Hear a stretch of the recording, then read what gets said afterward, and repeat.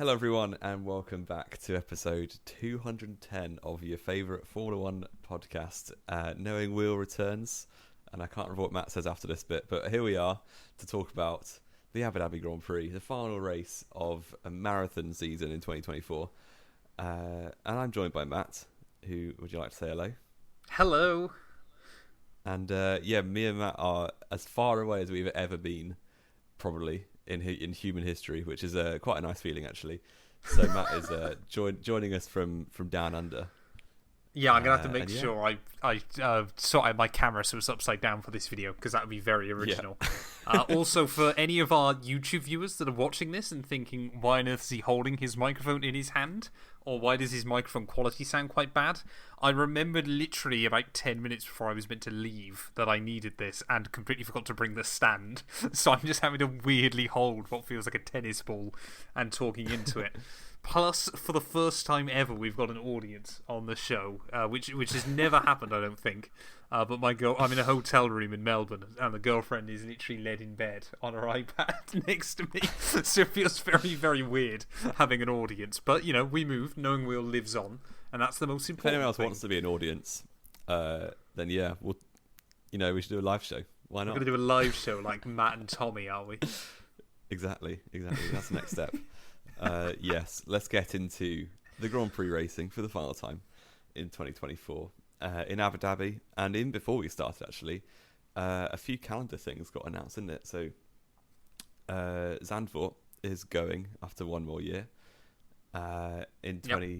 They're getting 26 out of it, or is it just 25? So they've already got 25 contracted. They've got 1 year extension for 26, and then it's gone. Yeah, so it probably means we're keeping Belgium, and Belgium might return to its return from the summer break slot, which would be great. I hadn't even thought that. Oh, that's brilliant. I was quite happy about this news anyway. Yeah, I mean, like I said, I would rather see Belgium every year than Zandvoort ever, to be completely honest. I know people go, oh, well, the 2023 race was so great, but I'm like, no, Spa's because of the weather. Exactly. Give us a decent mixed conditions race at Spa, and it'd be fire if the the FIA didn't throw in red flags constantly. I'm very jet lagged and sleep deprived, Jamie. You cannot give me stick today. He's played too much F1 24 in the last 3 weeks. You just can't stop thinking about AI. Alarmingly and true. the other one was Shanghai, which everyone kind of expected that to be that with Shanghai, with obviously Zhou Guanyu departing the grid to never return, probably. Quite a surprise that they've got an extension to 2031, I think it was, which is 6 years. Yeah, I like it. It's a good track, but I was a little bit surprised. I'm staggered they're not trying to do a street circuit in China yet. I mean, I'm sure it's probably in the pipeline, but I'm staggered they haven't gone away from Shanghai to somewhere else. I love Shanghai as a circuit. It's where I got my first league race win against you, so it holds a special place. Of course it does. But no, I mean, it's a decent little track still, isn't it? It's kind of held up quite well in Formula One, I think, actually, because it was probably the best Tilcadrone that isn't Malaysia. That is still on the track, on the calendar. Oh, that's still Malaysia isn't on the calendar either. No, Malaysia isn't anyway. Yeah. I'm trying to think. Exactly. Yeah, it's probably I mean, Korea will be up there, but that's also gone. Exactly. Yeah. And of course, our last piece of news, Jamie, is that we're getting a small Max Verstappen in the not too distant future. Another generation of Verstappens in Formula One, or another generation of PKs. Well, both, isn't it? So we shall see. I can't wait for Robin Raikkonen to just retire, and then Max Verstappen, young Verstappen Jr. just enters the grid. It's just to run it back. Oh, mate, it's going to be so weird, isn't it? If that does happen. Like the idea that we were watching people's dads race in Formula One, and suddenly their kids are there. Well, it already happened for the next generation up, didn't it? Like Jan Magnussen and Jos, obviously. Verstappen. Yeah.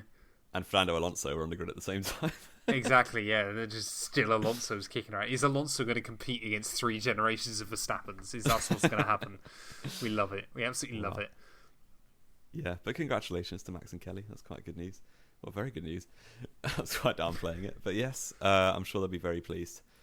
And that took us into the qualifying, into practice, but nothing happened in practice. And then hang on a minute, we had Arthur Leclerc and Charles Leclerc in the same team, the first time ever. Exactly, it's so ridiculous, isn't it? Arthur Leclerc, you know what? If I was another Ferrari junior driver or reserve driver that hasn't had a free practice this season, I would be fuming that they've given it to Arthur Leclerc just because he's his brother. Yeah, it is one of those wild ones. I mean, obviously, I'm sure a great experience for him, but yeah, you can completely, like, pure nepotism, wasn't it? Yeah. Give Charles what he wants. Basically, was the move. But yes, that took us into qualifying, and Q1 began, and obviously this weekend is obviously full of lots of departures. One of which being Lewis Hamilton leaving Mercedes, where he's been at since 2013, if not his whole life, because obviously back in those days McLaren was Mercedes' factory team. And Lewis Hamilton is out in Q1 in 18th. But to be fair, there were extenuating circumstances because he picked up a bollard on the prep for his Q3 final lap. And he was on his final lap, wasn't it, I thought? Was it on at the end of his final lap? Yeah, I thought it was with like 3. He was up, wasn't he? And then with like 3 corners to go. It can't have hurt him that badly then, with 2 corners left. Did you not see where it was positioned on the front of the car? Yeah. He missed out by like a 1/10.5, didn't he? It definitely made the difference. Yeah, it probably did make the difference. And yeah, it was quite unlucky, but also quite funny. So, and Hamilton was looking quite quick because they gave him the proper car this weekend as well. Jamie's finally buying into the. He's got his tinfoil hat. If Alex is watching, he's going to be delighted that I've bought into his conspiracy theory.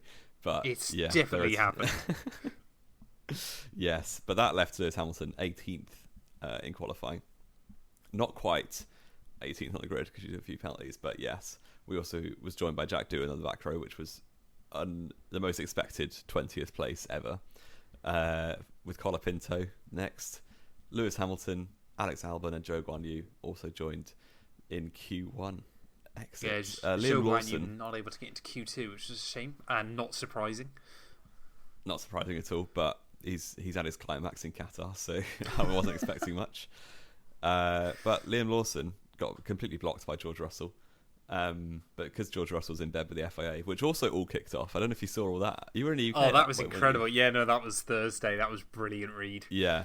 The Russell Verstappen beef is astonishing, and I love it. I'm and all it's a shame for that we're it. going to have to go 3 months without anything now. I'm all for it.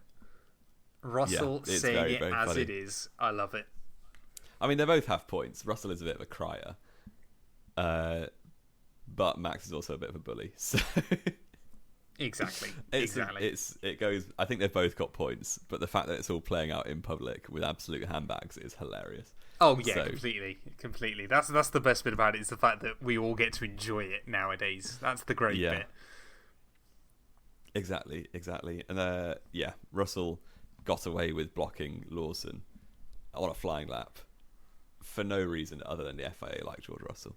So. No, I think, to be fair, Alonso was also in the way, and if you look at it from Lawson's on board, he doesn't.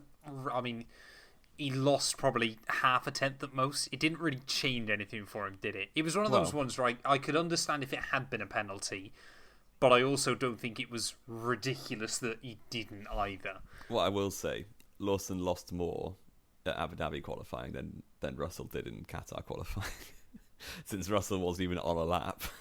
Yeah, no, exactly. Well, yeah, but I even said last week that should never have been a penalty in qualifying. So, that swings and roundabouts, isn't it? Jamie, if we ever sat here and said the FIA are consistent in their rulings, then we wouldn't have much of a show on a lot of weeks. Yeah, exactly. Nothing to talk about.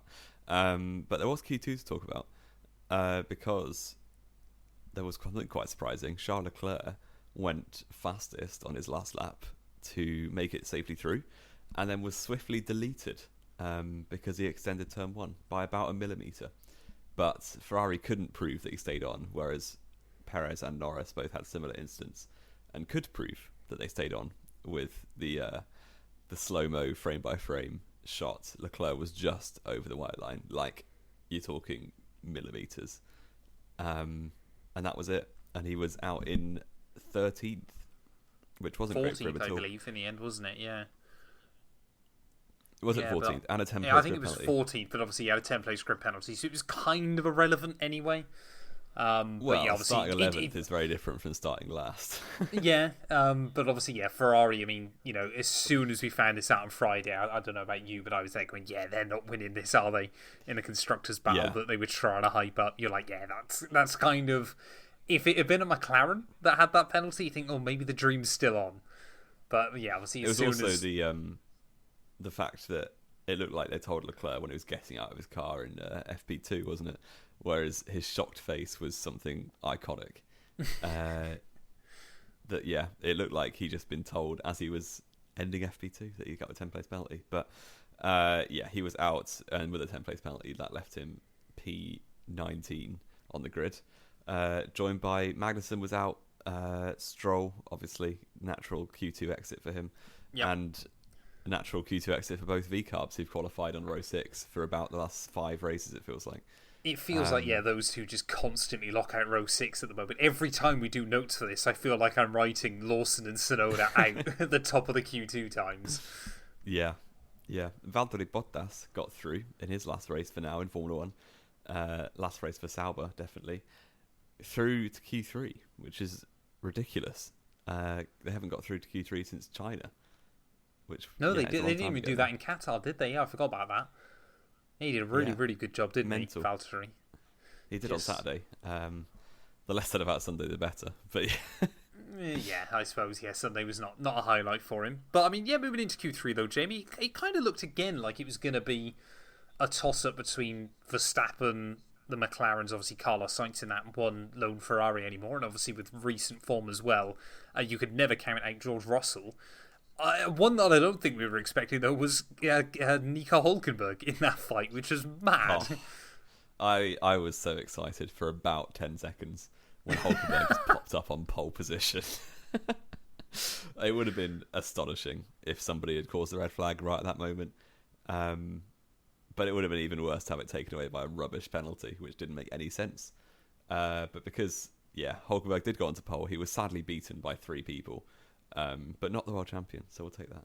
And then the FIA were like, nah, he's qualified 4th. We can't have him that close to the podium. So they had to give him a 3-place penalty for an absolute nonsense decision for overtaking in the pit lane. That's ridiculous. You can't, unless you're Max Verstappen, mate. You can't do it. That's the rules. I guarantee you George Russell would get away with it. I can smell the salt from here, Jamie. It's what, 12,000 miles away? Still salty. But yes, that was a shame. But the exhilaration of pole position for 10 seconds was fantastic. It was worth the entire season, was it? Well, yeah. We didn't get that close to the podium, annoyingly, this season. But yeah, there's always next year because Sauber on the up, obviously. Obviously. Yes, Piastri beat him. Sainz beat Piastri just, and then Lando took away from everyone. And Verstappen just didn't get it together. I don't know why not. He just didn't seem to have the outright pace at the very end, especially after he almost stacked it. I was going to say, he nailed his first run, didn't he, until the very last corner, which he almost binned it. Luckily, these ground effect cars are quite good at straightening themselves out, because it's obviously just how the way the ground effect works through the Venturi tunnels. They obviously, all race cars want to go straight. But yeah, it was still obviously a very good save. But that brings us on to race day Sunday, Jamie. Which I'll be honest now, I didn't watch live because of jet lag and things. I watched the race highlights at about 4:30 this morning. It seemed like one of those Grand Prix where it was chaotic lap 1, and then after that, not a lot happened. Yeah, you couldn't take your eyes off it because there was always the threat of McLaren's constructors being taken away. But even that threat was pretty minimal. But, like in the same way 2021 was a boring race, something did happen that time. So obviously the end of it was crazy. But this was just a boring race because nothing happened at the end. But yes. They can't rig them all, Jamie. There was no Nicholas Latifi this time, sadly. But yes, the start of the Grand Prix, Max Verstappen easily dispenses with Carlos Sainz down to turn 1, and then really misjudged his turn 1 and just destroyed Oscar Piastri. That's and how you're both of them wording actually it. Is spun it out. misjudged turn one? It was a bad move, wasn't it? I can't defend Max on this It was one. like amateur go-karting. It wasn't malicious. It was just an error of judgment. I think he wasn't trying to take Piastri out. I mean, he did a good job of doing that. I think he was just, I've already won the world title, I don't care. Or as everyone says, if you're not a Ferrari fan, you're lying. You are a Ferrari fan, and Max was trying to help Ferrari win the Constructors. Yeah. Max is like, if I can't win this championship, neither can Norris. No, exactly. But, yeah, that was a shame and that was what kind of opened up the intensity, because obviously if McLaren had a 1-2 and could just control things with both cars, there was no way that anyone was taking the constructors off them.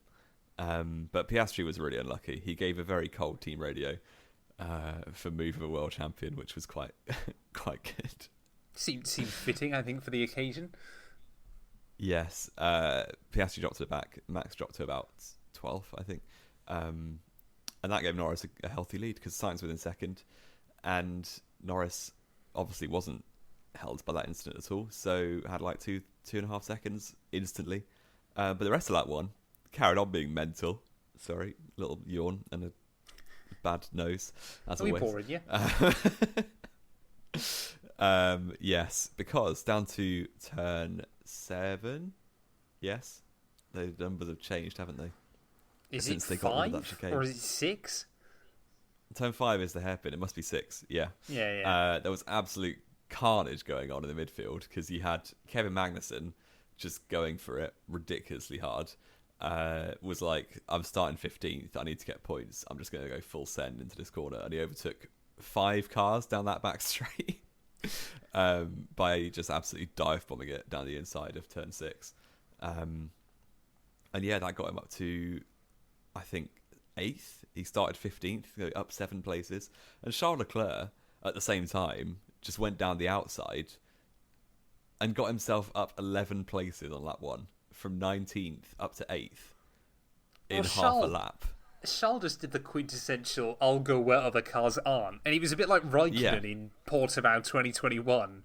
Just kind of everything was perfect, wasn't it? Because you had this bizarre shot, of course, of I was watching Leclerc go down the outside of everybody, and then somehow Bottas is battling with both Red Bulls, and then Perez just takes himself out on Bottas's front end.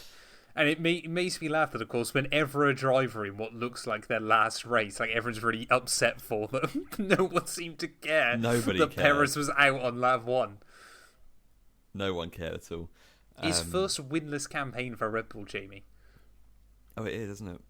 The first winless campaign since 2019. That's mad. That is mad for Sergio Perez. Yeah. And it means that Zhou Guanyu has outscored him across the last 5 races. Wow. On count back. Yeah, and that was ridiculous. And obviously everyone kind of merged to the inside of turn 6, and Leclerc just went around the outside of absolutely everyone. And that kind of was like, oh, there could be a constructors fight on here, because Leclerc's now on the back of the pack, of the top pack. And obviously Norris has lost his rear gunner because Piastri was last. And yeah, it did settle down a little bit. Gasly was chilling in 3rd at the end of lap 1, because obviously the crash had happened. And yeah, it started to settle down, although Piastri was trying to get his way back through, and then almost had an airplane crash because Colapinto weaved on him down the back straight. Somehow Piastri got a penalty for that. Not really too sure. But yeah, 10-second penalty for him, which was the same penalty that Verstappen got for turn 1. Verstappen got before. So, it's one of those weird ones, that Colapinto accident, because on the one hand I'm there going, yeah, it was definitely far too late of a defensive manoeuvre from Colapinto. But he was trying to look down the inside of someone else, wasn't he? He was, yeah. It just kind of felt like I said, I watched the highlights. It felt like Oscar Piastri all race, whether he got a little bit damaged from Max at turn 1 or something, but he just never quite seemed fully confident in the car anymore, did he? It was almost a bit like he ended up a bit flustered. Yeah, he was just a bit annoyed and didn't drive very cleanly at all. Not clean as in a dirty driver, but like he wasn't driving smoothly. Mistakes, things like that. The pressure was building up on him. Yeah, exactly. But that got Colapinto a puncture, and Piastri needed new tyres because he got a huge flat spot on them. He was almost going to Sebastian Vettel it from Bahrain when the front wing just flew off. Yes, obviously settled down quite a lot of the race. So you had Russell was stuck behind Gasly for ages, which just gave the top two a huge gap. So that was nice for them, but kind of spoiled any chance of a race win swap potentially. And Leclerc worked his way up to eventually third after the pit stops played out, ahead of Hulkenberg, ahead of Gasly, ahead of both Mercedes cars. Russell eventually got past Gasly in lap 27, despite sitting in DRS for the whole race. The Alpine has come alive in these last few races. It honestly has. That Coda they might beat Aston Martin next year. I don't know. They've got the new e-Source, haven't they? Oh yeah, I forgot about that. To be fair, yeah, it's a good point. See, Whether we'll Newey would just be focused on 26 though. I think Alpine will at least be 6th again, but we'll get onto that come January. So I'm sure we will. Yeah, I'm sure we will. Yeah, although they've got Jack Doohan, who I don't think is very good, for at least 4 races until. You got to give him a bit of time. You got to give him a bit. Bear in mind, he's going up against a Gasly that is suddenly operating very, very well. He's been absolutely thrown in at the worst possible time. Yeah, as a rookie. But yeah, I mean, shout out to Gasly as well, though. Of course, we mentioned this pre-show, but he's for the first time, I believe, ever. He's won the F1 Destructors Championship with 0 damage that was self-inflicted across an entire year. 24 races is insane. Yeah, and no crashes. I remember back in 22, people used to think Gasly was a bit of a crash guy because he had a few lap 1 crashes in a row. Yeah, a few scuffles. That reputation has gone. The only one was Ocon in Monaco, wasn't it? Which was completely Ocon's fault, and has led to all this fallout of Ocon not even being on the grid anymore in the last race. Absolutely wild. Just how quickly that all fell apart. But he's been operating at a very high level for the last quarter of the season, so fair play. It did ruin Hulkenberg's P10 in the championship, which I obviously care massively about.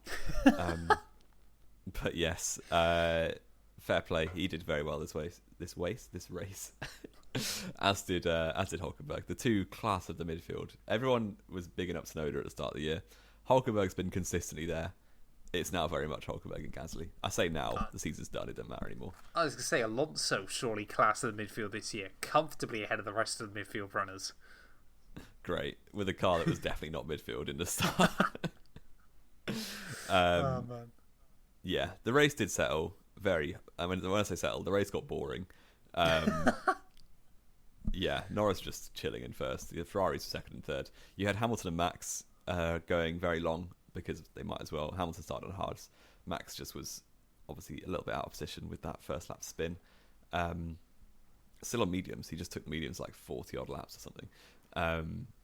Hamilton and Max both pit for their aggressive final stints, and Lewis Hamilton, I think I'll let you describe this bit because it was pretty sick what he did. Yeah, so obviously coming into the weekend, Lewis and George across their entire time as teammates were equal on points, which is pretty mad. But he took out it was like 15 seconds, wasn't it?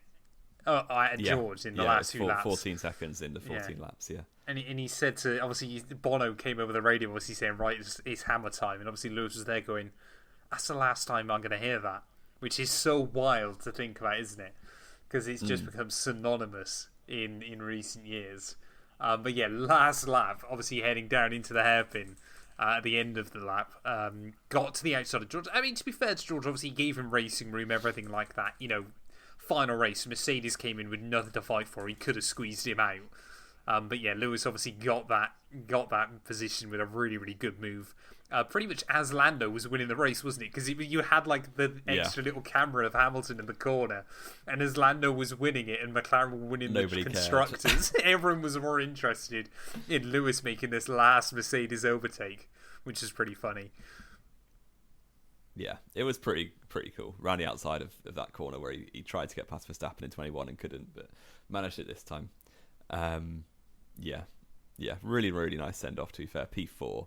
It's a shame that, I think the whole race would have been a lot better if Norris had a mechanical failure. So obviously Ferrari would have won the constructors, Hamilton on the podium. It would have been lovely. Everyone would have loved it. But to be fair to them, they kept it all under control. And Lando Norris won his 4th race of the season, is that? Yeah, I believe so. 4th or 5th, which is so many fewer than he should have won. Exactly, yeah. from Carlos Sainz in his last race for Ferrari. Charles Leclerc third from 19th on the grid, which is insane. I guess another one of those races this year where you go, Charles Leclerc now, you just wonder whether when he finally gets a car underneath him, is the real deal. Yeah, I would like to see it, and hopefully we see it next year when he pockets Lewis Hamilton, who did finish P4. George Russell in 5th, Max Verstappen with a really kind of off day in 6th. Although, to be fair, I don't think he would have finished any higher than 3rd. Maybe 2nd, actually. Yeah, it was bad. It was bad for Verstappen, but, he's won a title. So who cares? I don't think he'll lose sleep over it. I'm expecting an imminent retirement announcement from Verstappen now. He's going to have a kid. Just pulls a Nico Rosberg. Pretty much. Pierre Gasly finished 7th for Alpine ahead of Hülkenberg. Fernando Alonso and Oscar Piastri got a point at the end. McLaren's first Constructors' Championship of our lifetimes, which is mad, isn't it? Absolutely mad to think about. 25 years it's been. I mean, fair play to McLaren as well, though, because obviously both cars have been classified in every single race this year. Oscar Piastri's done every single racing lap, which is pretty mad, because that's only happened, I think, like 4 times ever in Formula 1, which is pretty mad to think about. Oscar doing every single lap. It's the first time ever the Constructors' Champion has finished every single race with both cars as well. And, it is one of the... But it made me chuckle. I saw one tweet of someone going, Ferrari lost out by 14 points. It was just a picture of Sainz having that crash in Baku. And they're going, well, he might have finished 4th anyway, which would have only been 12 points. So, it kind of swings and roundabouts. But, McLaren, I think... The Canada double DNF was absolutely. I mean, there's plenty of examples where you look at Ferrari over the course of the year of where they've thrown it away a little bit. But honestly, I don't think they'll be too worried, because obviously it does give you the extra wind tunnel time for next year, and that will be useful. Want it, to be honest. I'm sure, but the thing is, I don't think either team had planned on winning the Constructors this year, which is mad to say. I don't think anyone thought they would. 2023 was such a Red Bull affair that it was unthinkable that anyone other than Red Bull would win the Constructors. Well, especially when you look at even the first 5 races of this year. Yeah. You kind of think, I'm sure no one thought they would have had a chance, apart from obviously just based on how much Perez bins it. Yeah, and you look at the start of 23 for McLaren until now, that progress is crazy, because they were battling Alpine for 6th fastest car, probably. Was it 2023? It was Saudi Arabia, wasn't it? Yeah, exactly. Where they were last, literally last. They were the slowest car by 4 tenths. Yeah, and now here they are, Constructors' Champions, 2 years later. How's that for a 100-race plan at Alpine? I was going to say, wild, isn't it? It can fair be done. play, Yeah, Zach Brown's done a very good job, although he was being a little bit insufferable at the end of that race. He was giving big main character energy. He loves it. But it's always the thing though with Zach, isn't it? Is you can never deny his passion and love for the sport. Oh yeah. And you know what? If I team principal the team to the Constructors' Championship, I would be doing the same thing. Exactly. So, yeah, there you go. We are going to do your quiz very quickly, okay? Because it was McLaren's first Constructors' Championship since 1998, as we said. There were, how many is that? 10 drivers to score a podium finish in 1998 in Formula 1. Oh, dearie me. You've got a minute to name all of them. Go. Hakkinen, Coulthard, Schumacher, yes, Irvine, Barrichello, Herbert. No. Trying to think. Heinz-Harald Frentzen, maybe? Yes. Yeah. Villeneuve. Yep. Ralf Schumacher. Yep. 3 Damon left. Hill. You got 30 seconds. Yep. 2 left. 1998. You said Rubens didn't.